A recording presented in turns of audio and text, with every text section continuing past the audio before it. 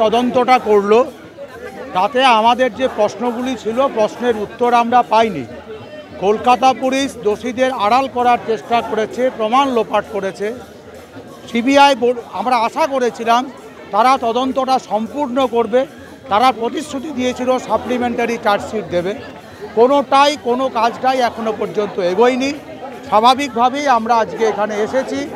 আমরা সিবিআইয়ের আধিকারিকদের সঙ্গে দেখা করতে চাই এবং সিবিআইয়ের উপরে আমাদের আস্থা যে একেবারেই আর থাকছে না, সেটা আজকে আমাদের মিছিলের মুড দেখি বা তাদের কর্মসূচি দেখি আপনারা বলতে পারেন। আমরা যেখানে যাওয়ার দরকার হয় সমস্ত জায়গায় যাব, যাতে হচ্ছে যে আমরা এই বিচার প্রক্রিয়ার কাজটাকে আমরা এগিয়ে নিই। আজকে এখানে এসে তো সিবিআইয়ের সঙ্গে আপনারা দেখা করতে পারলেন, এবার আপনারা কি করবেন? আমরা ওনাদের সঙ্গে দেখা করার সব রকমের চেষ্টা করছি, আমরা যাতে আমাদের কথাগুলো সেখানে জানাতে পারি।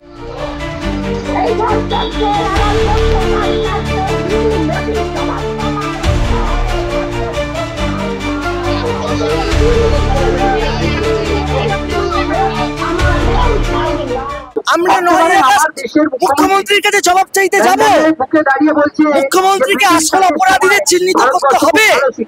সিবিআইও জানে, মুখ্যমন্ত্রীও জানে যে কারা অপরাধী।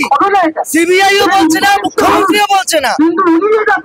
রাজ্যের শাসনে তো মুখ্যমন্ত্রী রয়েছে, তাহলে মুখ্যমন্ত্রীকে বলতে হবে শাসক প্রধান হিসেবে যে কারা অপরাধী ছিল।